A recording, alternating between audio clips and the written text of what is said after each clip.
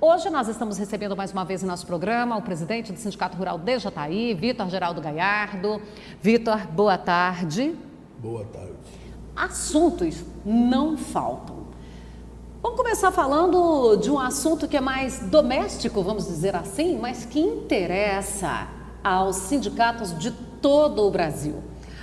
Vocês tiveram mais uma reunião no sábado. A primeira nós acompanhamos foi em Itarumã. A gente também acompanhou essa que aconteceu neste sábado, desta vez em Jataí, que é com presidentes de sindicatos rurais de toda a região. Como é que foi esse encontro aqui em Jataí? Foi muito bom. A gente está vendo assim, tomamos assim uma decisão entre os sindicatos aqui do sudoeste e do extremo sudoeste de Goiás de periodicamente, a cada 45 dias mais ou menos, fazer uma reunião, né, com todos os presidentes de sindicatos da nossa região para discutir problemas e algumas soluções, né, principalmente a questão de reestruturação dos sindicatos em função dessa reforma trabalhista, em que a contribuição sindical patronal ela passa a ser facultativa e não mais obrigatória. Então, certamente a receita dos sindicatos vão cair muito. E nós vamos ter que achar uma maneira de sermos muito mais eficientes para convencermos os nossos associados que realmente sintam a necessidade e que sintam o benefício que o sindicato rural traz para o associado, para o agropecuarista. E são muitos os benefícios, são muitos que às vezes é até difícil enumerar, mas as pessoas que não acompanham o dia a dia pensam, o que o sindicato faz? Mas olha, as demandas são tantas. Nós temos assim feito aqui na nossa cidade, no nosso sindicato, e assim a exemplo como os demais, que a gente conhece muitos sindicatos aí, tem feito um papel fundamental dentro do processo, né?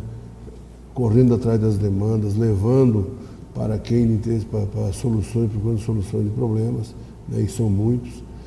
E a classe, eu sempre falo assim, a nossa classe tem que pensar, nós não podemos ficar de forma nenhuma sem representatividade, seja no município com o sindicato rural, seja com a união de todos os sindicatos através de uma federação e também através da confederação. Se as instituições, as que não estão fazendo o seu papel adequadamente, já até falei hoje até aqui, em outra oportunidade, que se faça uma maneira, a gente tem que procurar uma maneira de modificá-las, porque as pessoas é que não estão fazendo o papel que deveriam fazer, né? Agora, a instituição que defende a classe. Você imagina uma demanda como houve aí, demandas que nós tivemos com a questão dos transgênicos, da Monsanto e coisa, né? Se não fosse a atuação dos sindicatos e tal, quando lá atrás, quando houve aquelas questões da securitização de dívidas, né? E outras questões mais que teve, né? Na questão do Código Florestal, aí, a participação das instituições foram fundamentais nesse processo. Se não tivesse a representatividade, imagina o que é que nós teríamos tido que engolir, né? Então tem que ter uma representatividade forte e que represente o setor. Agora, aquelas que não estão fazendo o seu papel, tem que se organizar e arrumar uma maneira de que vamos mudar, vamos tirar as pessoas que não estão desempenhando e colocar pessoas. É difícil? É difícil, mas nós temos que começar devagar e mudando, e começando a mudar desde aqui de baixo até chegar lá em cima. Nessa questão aí que você coloca, nós vemos, por exemplo, nesse momento, nós temos um produtor rural chateado e decepcionado com o CNA, e a gente sabe que a CNA é extremamente importante. Então, não é a instituição, é a diretoria presente. Seria talvez esse momento, essa organização que os sindicatos estão criando, já é um alicerce para daqui a pouco se discutir uma mudança de estatuto, uma condição de que se a diretoria do sindicato não está ativa para o setor, que ela seja substituída, que haja uma nova eleição, porque não adianta a gente dizer que não, isso tem em todos os setores, um diretor, um presidente, um prefeito que vá fazer a sua gestão em causa própria ou de outros interesses que não o da coletividade. Então seria, Vitor, aquele momento dessa organização do setor mais do que nunca estar organizado e não se separar? Não, justamente, é isso que eu coloco. E esse tipo de atitude que nós estamos tomando, por exemplo, é justamente isso, é trazer para a conversa, para o debate e discutir todos os problemas, inclusive esse. E acho que a organização começa dessa forma, tem que começar daqui de baixo, da base, e aí ir subindo. A hora que as bases estiverem todas reunidas, vamos atuar dentro da federação e aí fazer com que as federações atuem dentro da confederação. É assim que tem que ser, né? E eu acredito que nós temos que melhorar o sistema. O sistema, infelizmente, ficou depreciado. Essa questão que houve aí, nesse caso específico que a gente vem tratando ultimamente, já exaustivamente, eu mesmo já não suporto mais isso, já estou cansado, mas estamos ainda lutando. Essa questão do fundo rural, foi aquele parecer que a CNA passou para o Supremo Tribunal para que votasse constitucionalmente, aquilo foi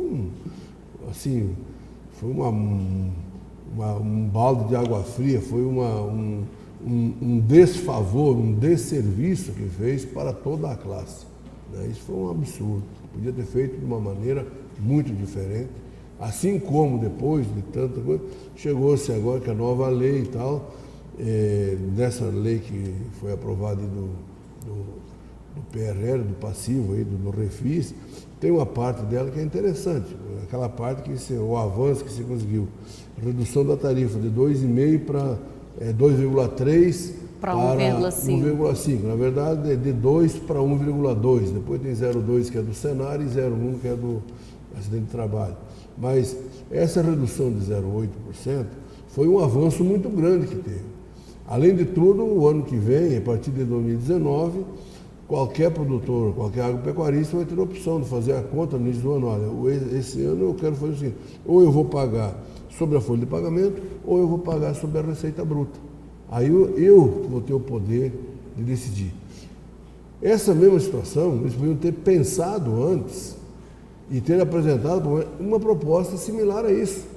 Olha, esse fundo rural aí tem que ser modificado, remido, isso que já passou, vamos criar essa nova lei daqui para frente, e dessa forma, que houvesse uma isonomia entre setores, por exemplo. No momento que se eu tenho a oportunidade de pagar sobre a folha de pagamento, como é pago nas empresas, nada mais justo do que isso, né? E para aqueles produtores pequenos que empregam pouco, que tem, a produção é pouca, né? Que é melhor pagar sobre a folha de pagamento. Sobre a produção? Não, aqueles que têm muito funcionário, né? Tem setor que emprega muito, né? Aí é vantagem, às vezes, pagar sobre a produção bruta. Então, esses que optem pela produção bruta, pagando uma tarifa menor agora, né, do que se pagava antes, que era 3, 4 vezes maior do que pagar pela folha de pagamento. Então, seria uma coisa agora, teria isonomia no processo, né? Então, nós temos que falar, de um ano para cá, de março do ano passado até hoje, esse trabalho que foi feito nos sindicatos, pelas outras entidades mais que têm participado, né, nós tivemos grandes avanços, sim. Mas nós ainda não reconhecemos a dívida não. Aqueles que querem nos impor uma dívida que nós não devemos, que ela foi votada por 11-0 como inconstitucional. Então, nós não pagamos porque nós não quisemos pagar. Já estou cansado de falar isso. Nós não pagamos porque o Supremo Tribunal Federal nos desautorizou a pagar. Não, você não paga porque você não precisa pagar. Isso aqui não é com letras constitucional. garrafais escritas lá nos próprios jornal do Supremo Tribunal Federal, né? Então, gente, é uma coisa assim, agora de repente vem e muda, uma decisão apertada de 6-5 aí, agora vem nos impor. Gente, não é assim. A gente tem que trabalhar. E 7 anos depois, quer dizer, esperar 7 anos para vir fazer uma decisão dessa. Uma decisão dessa. Uma decisão, eu digo assim, isso já estava sepultado, já era um defunto, foram ressuscitá-lo, né? Então, e Vitor, aí você falou que já está cansado de tratar desse assunto, o sucesso no campo, da mesma forma, porque desde aquele fatídico dia lá no STF, finalzinho do mês de maio, do mês de março, nós estamos acompanhando para e passo cada uma das etapas. Há uma luz no fim do túnel? nós temos 3 saídas, né? Então existe, né? Mas depende muito da vontade também. Existe agora esse PL do deputado lá na Câmara Federal, do deputado Jerônimo Gorgin, que fala da remissão do passivo do Fundo Rural, né? Remissão daquilo que é do passado e que daqui para frente se pague do jeito que está a nova lei. Tem agora, tivemos uma reunião na semana passada com a Frente Parlamentar lá da Agricultura, fizemos um acordo muito bom lá com eles. Podando arestas. Existia lá muita, assim, na verdade houve, a gente tem que reconhecer que houve excesso do nosso lado, assim como houveram excesso do lado de lá também. Então, tornava-se, inclusive foi uma mediação que começou aqui por nós, juntamente através de uma ação juntamente com a Federação da Agricultura de Goiás e o senador Ronaldo Caiado, que conseguiu agendar lá com a deputada Tereza Cristina e a Frente Parlamentar essa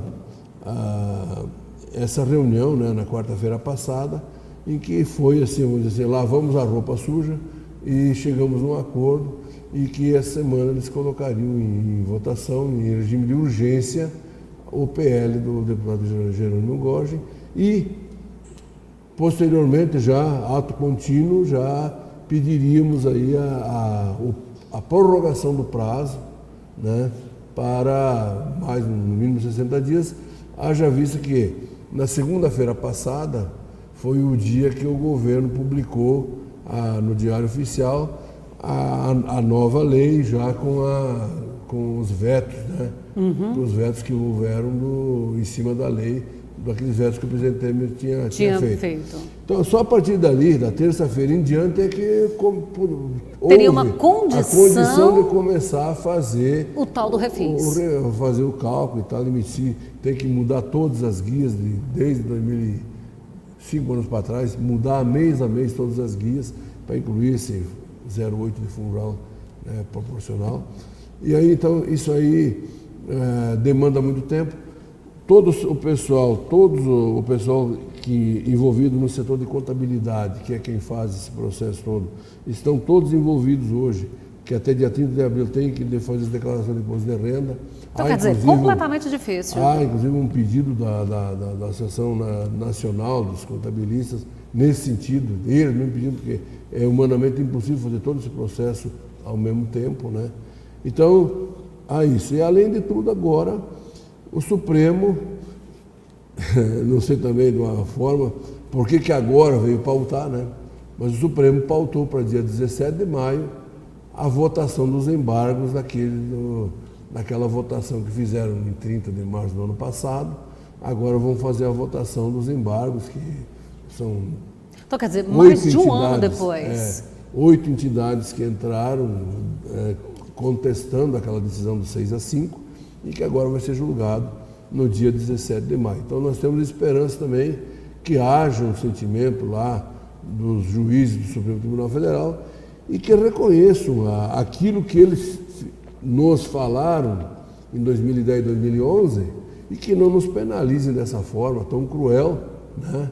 Agora, que pelo menos façam uma modulação, né? Senão, nós não queremos perdão do Fundo Rural.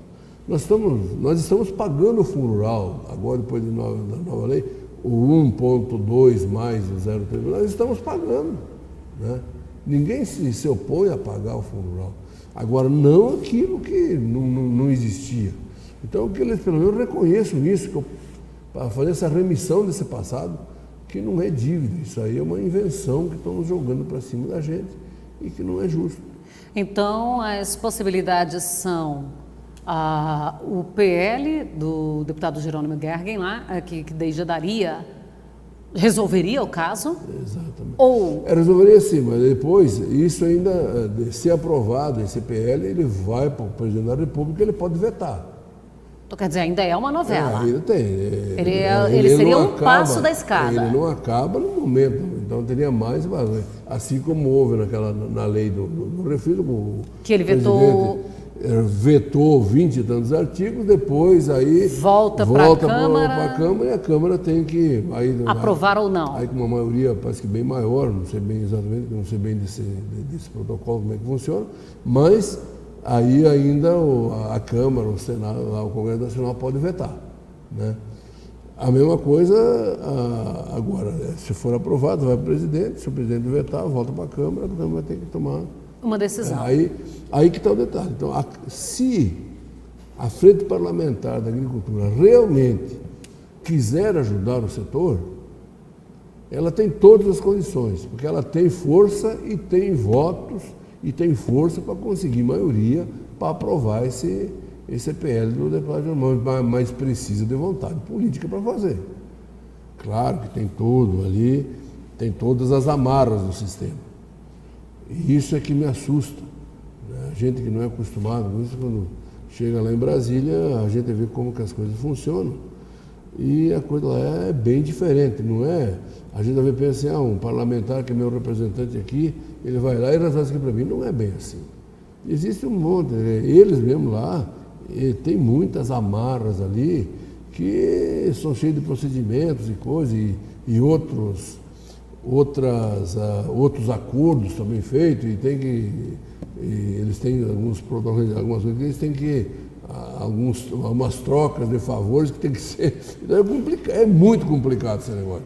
Eu digo assim, você puxa um fio aqui, está mexendo novela lá, inteira. 50 metros, está mexendo lá, por que está mexendo lá também? Pô, a coisa não é bem assim.